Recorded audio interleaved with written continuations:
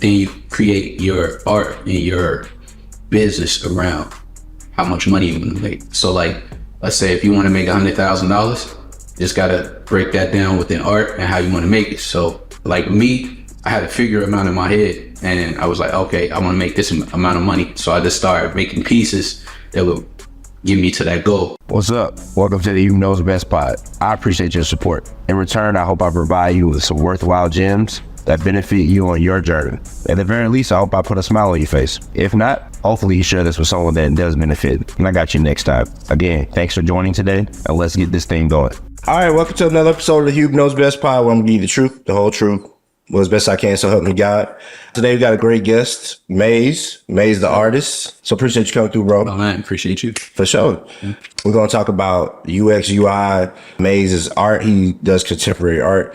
Being from Chicago, we might even, talk about some hot topics. But yeah, so like I said, bro, thanks for coming. So we met through my boy Dub and Juan and them at the WIT, but we was chopping it up before we started recording. You got like an interesting past, right? Mm-hmm. You told me you're from Harvey, right? But you lived in Chicago, you lived in Houston, you lived in Vegas, in Miami, right? Yeah. And I think with all that comes different culture, different vibes. I guess my question to you is like, from a art perspective, which place would you say has influenced you the most as far as the art that you put out today? Chicago for sure. Okay. Coming up listening to Kanye, he made me believe in art, believe in like an artistic process, because before that, like me coming up, it wasn't cool if you did art at all. Like you was a lame, you got a word out here, we say peon. He was a peon. Oh, wow. Yeah, okay. He was peon. If you want an athlete, you know what I'm saying? The girls ain't like you. Like, what are you doing? You drawing? You painting? What is that? So me coming up, it was like I always was doing it. I mean, I always was good at it. I just didn't take it serious, and I didn't know how to make money off of it. So that's another thing. You ain't got no money. You know how it is. Yeah, they trying to toss you with no money. So I mean, it's relative. The women you want may not talk to you. Exactly. Yeah. So it took a minute, but Chicago definitely influenced the style and influenced like me wanting to do it. And then another big influence is a guy named King Saladin. Okay. I just needed to see somebody that looked like me that was doing it and being successful at it. Okay. And that happened in Vegas. So I would say Chicago is an influence, but the inspiration came from Vegas and that brother right there. And then I had a mentor too that was a female that kind of taught me like. Okay, who's that mentor? Her name is Miss Create, her art name. Okay, Miss Create? Yeah, Miss Create. Okay, kind of like Miscreant or something like that. Is she trying to play on it like that? I don't know. I think it's just Miss Create. Like, okay. Yeah. All right. And so your name is Maze the artist, right? Yeah. And that's because you like, your art has mazes in it, right? Exactly. Pretty straightforward. So what made you want to make art out of mazes? Okay, so when I first started, I was just making pieces and they weren't selling. So people would just walk past my work, and I was just trying to figure out how to sell something. And I was pondering, and when I was a kid, I used to eat a lot of cereal. And on the back of the boxes, it had the mazes. Okay. And so I was like, let me try this, see if it worked. And my very first piece sold for $1,500. And so after that, I was like, oh, that's it, And I've been doing it ever since. Okay. So like, did you like take any like art classes, anything like that? Because like, my tattoo artist, right? Mm-hmm. So he always drew, but like he went to art school before he became a full-time tattoo artist, right? All right. So I can't say when I was younger, there are art classes and stuff like that. And I actually had a scholarship for art. I always been super good at art. I've been drawing probably since I was like 5. Okay. So I always just been kind of talented. And my pops, he an artist in his own right too. So I just always kind of been around it and had like, that influence, but I never like can say I was like formally taught how to do art, especially the way I'm doing it now, because I just used to draw. I painted it just a little bit here and there, and I used to use watercolor in school. Mm-hmm. But like once I got out of school, I kind of self-taught. I learned pretty much all of that on my own. And from that lady I was telling you about, Miss Create, she kind of showed me a lot and gave me a lot of game. Mm-hmm. But yeah, no, I'm not formally taught at all. And so like you started off at Harvey, right? You graduated from where? I graduated from Thornton.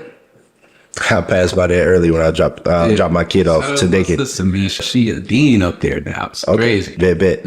And then, so you left Thornton, and where'd you go then? Okay, so I left Thornton, and I went to a school called ETI, and ETI is a school for heating and air conditioning. Okay. Ironically enough, I went there, and they was offering like internship to Disney on Ice, top students in the class, and I had turned it down like the first 2 times.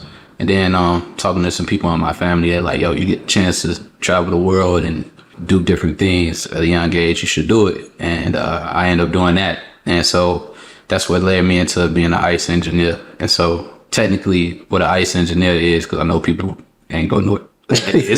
Yeah. I'm like, ICE engineer. What the hell? So what an ICE engineer is, it's an engineer of somebody that builds ice floors and ice systems. Okay. So basically I would go country to country, state to state, building ice floors. Okay. And how long did you do it?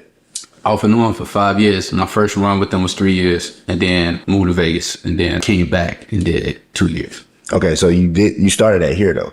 No. I guess I should explain that. So I went to ETI. Okay. And then I got ETI is here. ETI is here. Okay. It was in Blue Island. Ended up moving to Florida to work for them. Okay. And then I traveled the world and, doing it like ice skating. Yeah, I'm actually the guy that will build the ice floor and drive the Zamboni and stuff like that. Okay. Cut the ice and all that. Yeah. All right. Yeah. So the next time I see a Zamboni driver, he probably ice engineer. All right. Yeah. That's me. Okay. That's what's up, bro. Yeah. And so you did that for like, you said like off and on for 5 years. Yeah. So you ended up in Vegas, middle of that, right? Yeah. And so, and you happened upon, what was the guy's name you said that inspired? The female, the guy, King Saladin. King Saladin, he was out there, right? No, so King Saladin from Philly, but our first time seeing this, I seen a piece of his, it was just a print somebody had of his in Vegas. Okay. So and they told me like he a black guy and he does contemporary artwork, and his character is the Kanye West This originated off the Kanye West beard. So I was like, okay, so that was his inspiration, and it inspired you. Inspired me, yeah. Full circle, right? Yeah. Okay, and then so you was working with Miss Create. So like, I know like getting into the art world, right? Mm-hmm. I mean, I can go draw something, paint something, and show it to an art show. People probably ain't gonna buy it, right? Okay. Like explaining to somebody that was like, hey, I'm an aspiring artist and I want to get into the art scene. Mm-hmm. What are the steps you supposed to take? Or like, are there certain rules around that?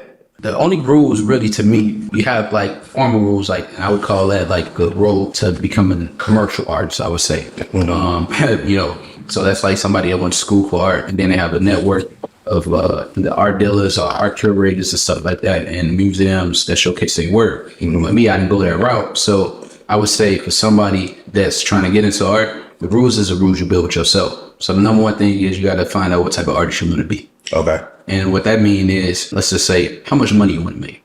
And then you create your art and your business around how much money you want to make. So like, let's say if you want to make $100,000, you just got to break that down within art and how you want to make it. So like me, I had a figure amount in my head and I was like, okay, I want to make this amount of money. So I just started making pieces that would get me to that goal. So I got $5 pieces, I got $10 pieces. Then I got 1,000, 1,500, 5,000. And that's kind of how I molded my lane. But it could be different with somebody else. Like somebody said, I only sell pieces for 10,000. Some only sell pieces for 50 and etc. Mm-hmm. So it all depends on, like what your goals are. And then outside of that, I would say you got to get good at marketing and get good at like network, because your network is everything. That's really what kind of, network is your network. Yeah, your network is your network. That is the true statement, bro. Like, man, you got tattooed on me because it's the truth, And also, I would say, solid being. Shout out to them. Try to get your art seen. It's important. Okay, I think that's important with a lot of stuff. Like, I think a lot of times people want to scale their business or grow their business, and they only do it locally, right? And there's a lot of people locally, that have seen your stuff or probably used to the stuff you're doing, but if you take it somewhere else, people be like, oh, that's different. Exactly. Because like your style might be new to somebody in LA. It might be new to somebody overseas. You never know. you never know who's going to be willing. Like it's a thing that I realized. Like in Chicago, people grew up with me, so they might look at me a certain way. But if I go to, let's say I go to Tokyo, or if I go to Italy or something like that, they'll look at me for, oh my God, this guy's amazing. I ain't never seen nothing like him. I ain't never seen his style. I ain't never seen this type of creativity. And that's your big ticket person. Because they'll be willing to pay something that they'll be willing to spend a ticket on you. Exactly. Got you. Okay. And so, like, for you, like, from an artist's perspective, right? Some artists take months, years. Some people do stuff day of, right? What is your typical process as an artist to, like, create a piece? Just recently, I'm with the artist block. It's the first time I experienced that. So I'm going to talk about two things. I'm going to talk about my creative process and how I get out. And then I'm going to talk about how to get out of artist block. Okay. So my process is usually being inspired by something. So I do this thing where I will take like the mood board and I take different ideas and I lay them out in front of me. And then I pick from those ideas what I want to do. And so a lot of times, since I study art, I'm trying to express a message within a maze. So then it's a little more complex. But that's pretty much like my process. So I pick pictures and different stuff and I piece ideas together. And then that's how I go about creating a piece. But getting out of artist block is different because like sometimes you coming from your creative side, right? So you got to be inspired. That's your left brain, right? Exactly. And I'm left-handed.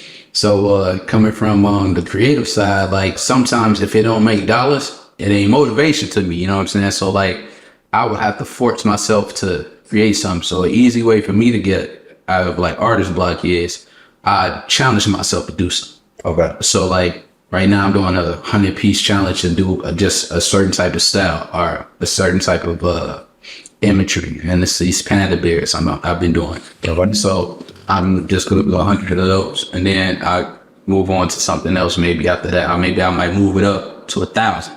So in the pandas is going to be a maze.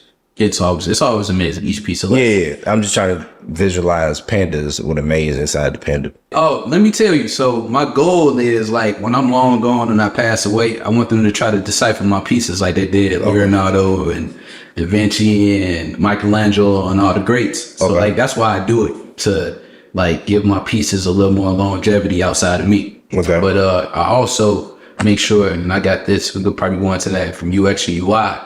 I like to use images and I like to use symbols and things that's going to capture your attention quick. So like when you look at my piece, you might not know me, but you know Playboy.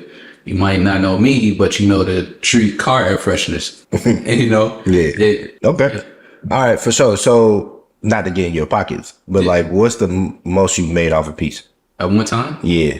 For one time, the most I ever sold. You can give a roundabout number if you don't want people, the IRS might be looking. Yeah, so it's between, I'll say it's a range. 15 to 30,000. So okay.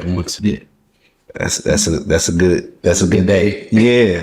That's a good day. That's a good commission month for me. Yeah. All right, cool. And so you mentioned that like you do UX UI, you're an engineer, right? I know you did the ICE engineer thing, right? Yeah. But like, are you also self-taught for the UX UI or did you go to school for that? Yeah, so okay, let me explain that because I want to explain this too because I remember people doubting me on this. So when I was working at Disney, I was telling a lot of other techs and engineers like I wanted to get into fashion, and I was laughing and be like, fashion, like, but that's how it is. It's like it's a real, I mean, like, everybody goes. Yeah. Like the job was a very masculine job. I'll put it that way. And when you tell like certain minded people that you want to do fashion, right? We were talking about hyper masculine, overcompensating. Yeah. So I told them that they weren't feeling it, and long story long, I saved up a lot of money. Like I saved up like a year and a half worth of my money, and then I came out and I went to IADT college. My major was graphic design, and I tell you why I say, and my minor was fashion. And the reason why I did that was because I knew I could get a job in graphic design and it would be hard to get a job in fashion. So anyway, I learned like a lot of stuff about like fashion or whatever the case may be, but I mostly learned about graphic design because I was my major. No story long, ironic enough, it was hard to find a job in graphic design, but I did a lot of freelance. What year was this? Goodness gracious, now I go there. That had to be 2015 or 2016. Okay. Yeah. All right. when I came out. So anyway, long story long, it was hard to get a job. I was getting a lot of freelance work. And in the midst of all of these other side jobs I was doing, a client, I guess I call it a good friend, had a startup. And within that startup, they needed to fulfill a role for a design director. Okay. So director of design. And the only way I can get that position is if I was certified to do UI, UX. And at this time, I was already making websites and like things for applications. I just didn't know it was a technical term for it. Okay. And so I went to General Assembly and took an accelerated course to get certified to do UX, UI design. And then I became the director of design for that startup. Okay. And so from that, I just really immersed myself into that industry. And it kind of works really well because the technical term is user interface and user interaction design. And what's dope about it is I learned the way that people perspective work with the eyes. And I also learned how the thought process works of like just people, because you got to do a lot of user research to build something. Yeah. So with that being said, I use that same concept into a lot of things when it comes to curating the space, when it comes to doing an art show, or when it comes to building an application on a website. So it's all kind of blended together.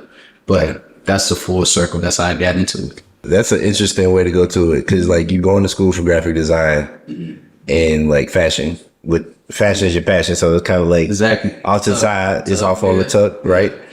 And you doing something, I don't want to say random, but like you doing something to put food on the table, Yeah. right? And it leads you to getting the director position. Like most people can't say that they were a director of anything, Bro, for real. Yeah. Yeah, so- I learned so much, bro. Like I'm forever grateful with the opportunity. For real.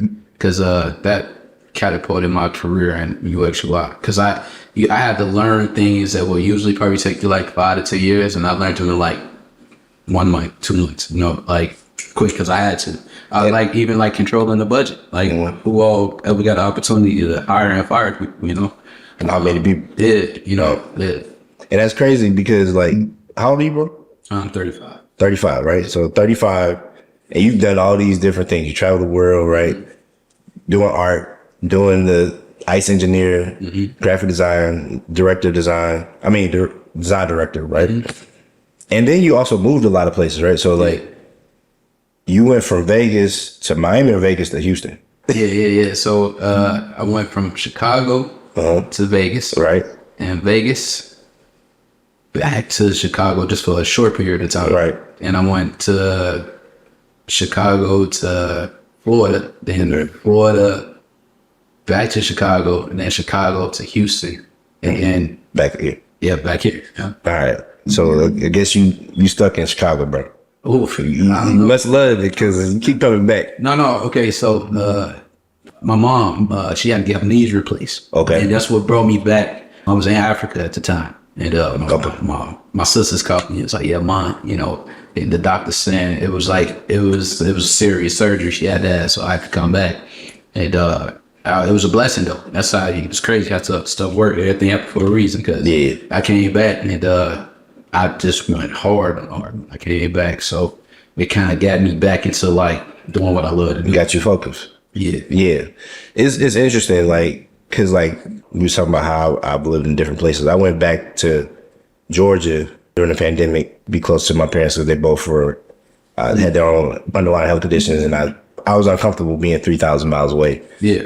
And I'm my mom's only child, right? So like, you the only child, boy. yeah, I'm her only child. I'm not my dad's only child.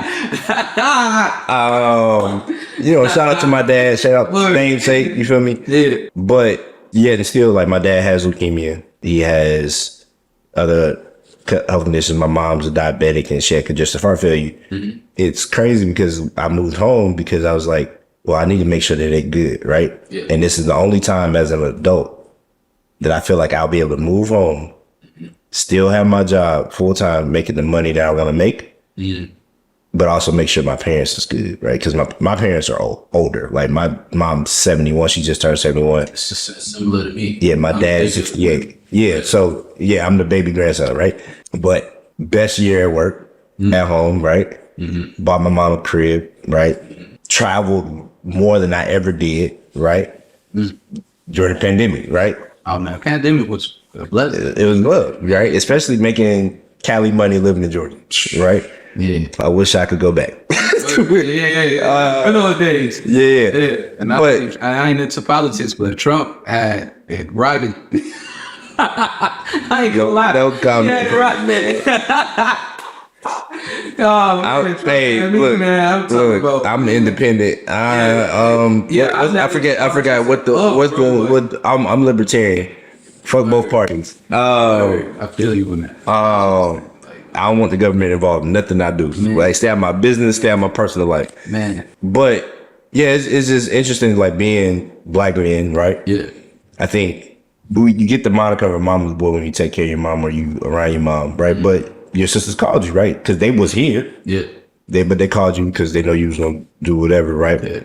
But I needed to, because like, you know, I was living out of suitcase, you know, 2 years, you know, like, and at that point the thing about like being on the road for that long, you start to realize like, man, like what's really important, because like, you know, I could be in Europe or another continent, a country for 6 months, and people that had kids and starting the family, and I'm still doing the same thing. And I was like, that, you know, like focus up. Yeah, exactly. Yeah, that's real.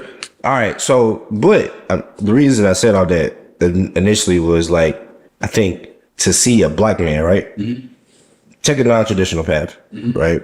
Do these different things and be successful at it, right? Mm-hmm. I think that's part of why this podcast exists, is like to give people inspiration and let people understand like you can do it and it don't have to be this cookie cutter. I gotta go to this 4-year college. I gotta go to the best prestigious college to do things, right? To be successful. I think I know a lot more people that didn't do that, that were successful, than people that did that. Because it puts you in a box, right? You don't get to learn different things. I know a lot of people that went to school, got hella degrees and don't make no money. You know what I'm saying? Yeah. And I learned being in the space that I work in is like, at the end of the day, the people that hire, they care about people with experience, right? Man, that's all. Man, that's all that matters. I hate to, because at the end of the day, you need a job done. Like, even when I was in the position, I gotta hire people. Like, I mean, it's cool that you know, got all these degrees. Yeah, exactly. But can you make this? Can you perform? You know, mm-hmm. And if you can't, I don't need you. You know what I'm saying? Especially, no offense. Exactly. Yeah. You know. Yeah. So yeah, 100%, man. And then the way most schools are built, they built for you to just go through their curriculum and not show you how to do the job. So yeah. So, and then, you know, we're gonna pivot a little bit. I think it's dope that you have this story and can share it with people, right? Mm-hmm. And we ain't got all night to talk about it, but just want to get into the personal a little bit, right? Let's do it. So for y'all that don't know, and I'm learning this living in Chicago, Harvey and like South Suburb, like when you hear suburbs in most places, you think, oh, white picket fences, white neighborhoods, safe, right? South suburbs of Chicago actually might be rougher than Chicago, right? Yeah. So you from Harvey. Yeah. Harvey got a mental hospital, right? Yeah. So like, did you know that? Don't ask me why I know that. That's crazy. I know that because of Liddy Witty. That was on. Like she worked at the mental health hospital. But I think, like, even thinking about that, like, because I drive through, like, my kid live in Calumet City, you know, his grandma in South Holland, his daycare in South Holland, which is not as great as it used to be, right? It's still better than Harvey. That's still better than Harvey. But, like, you know what? No disrespect to Harvey. I love my hometown. Yeah, I mean, I love my hometown, but. Yeah. Why you think I was trying to get up out of here? Right. As soon as I turned 18, I was like, yo, you know, moving to Vegas. I can, you can, but I got my city tatted on me, but like, I ain't trying to live there. Like, you know, shout out to Columbus, but I ain't trying to live it. Yeah, man. Love y'all. But, you know, to like be a black man from Harvey, right? And to experience these things, right?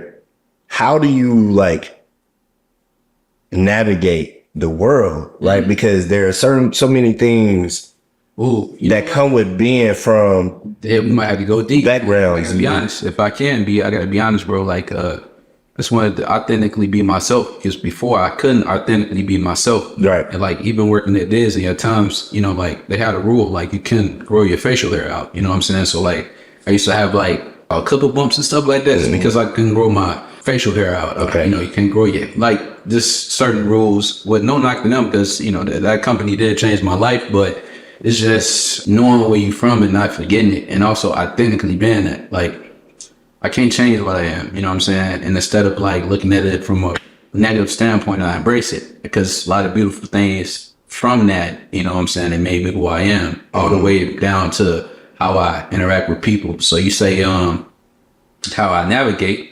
Well, if it wasn't for Harvey, I wouldn't know how to take public transportation. I wouldn't know how to fend for myself. Like when it comes to like figuring something out in a room of not knowing anyone. Also, I feel like Harvey has a unique style and culture because we used to come up saying this thing called Harvey World, and we got it. I think I've heard it. I've heard that phrase. I don't know what it means, but I heard it. Yeah, so Harvey World is kind of like how you got Harlem in New York, and they say Harlem World. Harvey World is a similar thing, and the reason why I think we like that is because we used to get a lot of the clothes and style from the train system that run through Harvey. So we get a lot of stuff first, and just from it, coming south, and then it hit the city next. So we have a lot of stuff, and we thought we was fly than a lot of people. So like you got that aspect and dressing, and then we had like a tailor that was downtown Harvey that you can get your stuff tailored for cheap. I'm talking about back in the day. I'm talking about like get you a nice suit tailored for $2. Yeah, just different culture, different. It's way different now because no tailor there now. But but it helped me so much, man, and it taught me respect because at that time we had big homies, and you couldn't be a roughneck without getting checked, so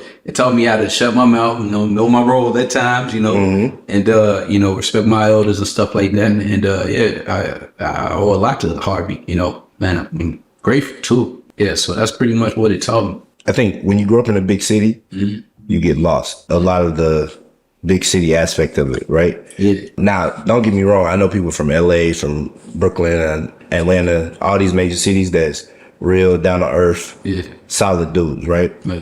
But I think a lot of times, to your point, the younger generation, the generations coming up now, don't got big homies. Yeah. They don't got certain things in place that teach you to like, hey, we hit people in the mouth, or like there's consequences to what you say out your mouth, right?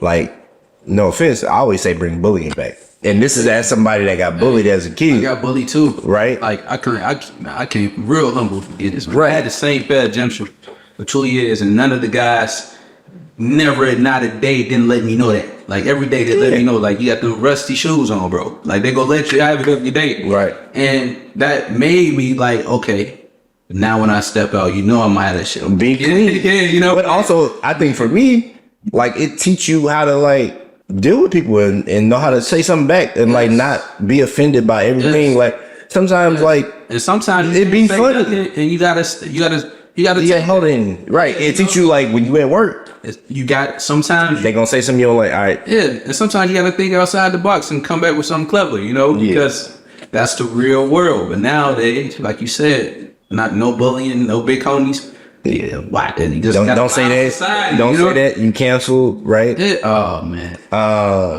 Yeah, we was talking about that. We'll get to it in a little bit. But like, I think a lot of times I feel bad. Like, and I want to instill a lot of stuff into my son. Yeah, that's deep. That is like, hey, like you can be like have emotions. Yeah. Express yourself. Mm-hmm.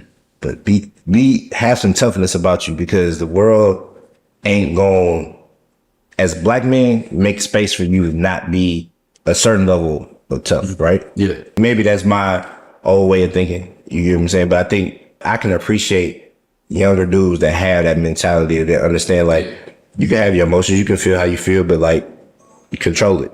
Yeah. I think what I want to pass on to my son is like being tough, but also being able to be balanced and having the ability to express yourself effectively and, not holding your emotion. Somewhat, so to speak, I'm trying to think about how I want to say this carefully. Like we were talking about dating women, and like you say you like my tots episodes because, I say what people are thinking, but afraid to say. Needed, man. It's needed. I mean, maybe that's my purpose in life, to say whatever is beating everybody's little conscience. Yeah. At least one of them. Yeah. But I think like I talked about this in my last episode when it was just me, or my episode 2 episodes ago. It was just me. But like you was talking about like women like Jada Pinkett Smith, right? Man. And like I think, and again, this isn't me bashing women. I don't know that lady. I don't know what went into that situation, but like I would hate for my son to marry somebody like that, or for somebody to treat my son like that. And I mean, I don't know what Will did, bro, but like it's ridiculous. Too, man. It's ridiculous. Man. Like everybody I've seen talk about this man and how he treats this woman in private and in public. I just feel like certain stuff, like if y'all kept it private for this long, keep it that way. I don't understand the concept, the narrative behind it, and then the disrespect, bro. Like she keep talking about Tupac, the man been gone for how long? Like, bro, I don't know. I'm like, what is this? What are we watching? Pac been dead. It's going on about to be 30 years, bro. We're 28 years. You know what I'm saying? He's still with her. It's different, brother. I mean, well, apparently he's not with her. According to her. You know, they're not. All of that is nonsense to me. It's insanity, bro. Like, yeah, I think I appreciated celebrities when we didn't know their lives for real. Yeah, for real. I appreciate it when they kept it private. Like, I think the biggest issue with the world is a positive and negative. You know, everything has a positive and a negative side. Right. Yep. Social media, great for informing people. Yeah. Like letting people get out their stories and use it as a tool. It's beautiful. Yeah, but like at this point, like some people's social media got to be taken away. Man, you know what I'm saying? Man, it's short. Yeah, brought back again because the way she destroying my man in the social media, man, it's like. You ever dated a woman like that? Well, thank God, no. I think. I be in this shit before it gets to that point. Like, if I even get an inkling that you gonna be like on some other shit, like, no, I can't even embrace that. Okay. I can't because at the end of the day, I feel like it's just a certain amount of respect that I just want for myself. And if I want somebody to treat me the way I would treat them. Yeah. And that's all I see within that situation. Like, he really respects you. I ain't to today's date. I haven't seen him say anything. You don't speak on it. Bro, like, why can't he get the same respect? That's all I'm saying. I think bro did something in the dark that we don't know about because at this point it's malicious. You know what I'm saying? I mean, even with the August thing, I thought that was super disrespectful.